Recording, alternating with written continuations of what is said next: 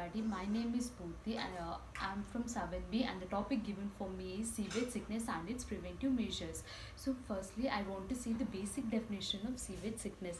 So when the sewage is applied continuously on a piece of a land, pores or a given soil, so it gets blocked up. It gets blocked up or clogged up. So the fresh circulation of air will be prevented.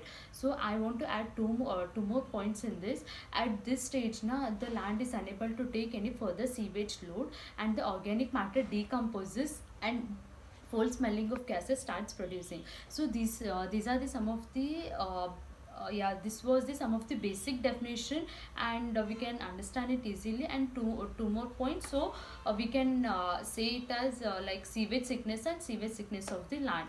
And now here we'll move on to the preventive measures. So the preventive measures we'll add it because we can reduce the sewage sickness or sewage sickness of the land.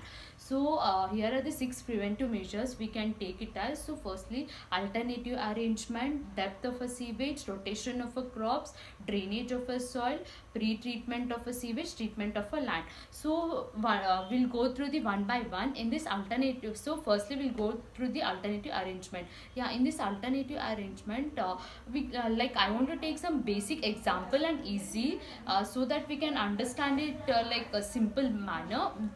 So as we can say it as consider one big land. Okay, consider one big land. In that as we'll grow daily crops, and some vegetations will grow in that, and other half of a land will other half of a land, actually it is important. So other half of a land will take it as a sewage. Yeah, so by doing this now, actually however, when we'll grow this daily crops and daily normal crops and vegetations, in that now normally the sewage waste will come from it. And so by that now by taking it to the sewage now, we can reduce the sewage waste. So why we are doing like this means, like taking half of the half for our daily crops and half for the sewage land, because by doing the sewage farm now, we can reduce the sewage waste. So by doing this now, obviously we can reduce this major sewage sickness. So next we'll go for the depth of a sewage. Yeah, in this depth of a sewage, as nowadays actually the population is increasing, and everything is increasing day by day, so the sewage waste will also increase. So as the sewage is more and more, yeah, obviously sewage sickness will be more. So how now the sewage sickness is increasing at some point of the time, as we said in the sewage sickness definition, at the some point of the time now, the sewage sickness, as we said in the sewage sickness definition, there will be some point of the time or a stage where the land is unable to take any further sewage load, as it was taking like normally how it is to take all the sewage load.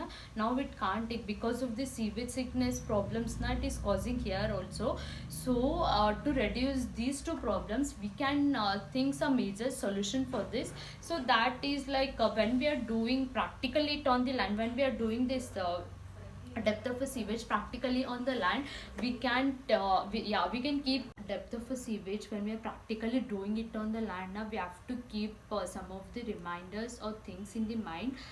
So those are firstly nature of a crops, characteristics of a soil, and climatic conditions and drainage facilities. So these are the 5 things we have to keep it in the mind, so that we can reduce the sewage sickness in the sewage sickness from the depth of the sewage. So next we'll move on to the next preventive measure, that is drainage of soil. So in this drainage of soil, they are trying to say that preventive measure will move on to the drainage of soil. In this drainage of soil, they're trying to say is that subsoil drain pipes should be laid in a sufficient number, so that to collect a percolated effluent, so that they'll collect all the percolated wastes from these pipes. So this is the simple they're trying to say that in this drainage of soil. So next we move on to the rotation of crops. Yeah, next we'll move on to the rotation of crops. Yeah, in this rotation of crops, I just want to give a basic example, like how I gave in alternative arrangement. So here also we have to consider one just big land. Yeah, in that big land, no, like we have to grow different types of crops. You know, like we can't grow only one types single crops. Yeah, like I want to say just that, yeah, I want to say just that like grow different types of crops, like instead of only one single crop. So like while doing this now, actually we can reduce the sewage sickness. So I was just saying that it is desirable to grow different types of crops instead of one single crop in a piece of a land. So by doing this now, we can actually reduce the sewage sickness in the rotation of crops. So next we'll move on to the pre-treatment of a sewage. So in the meaning only we can say it as the in the meaning only we can see say the pre-treatment of a sewage, like yeah, before